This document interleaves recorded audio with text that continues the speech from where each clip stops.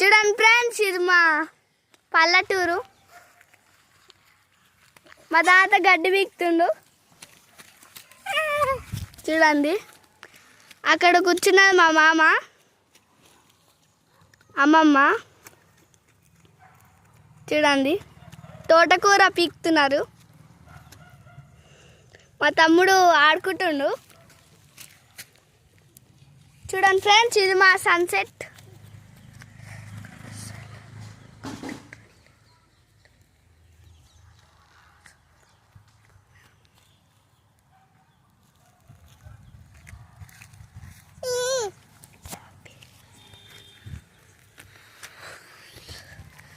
చూడండి,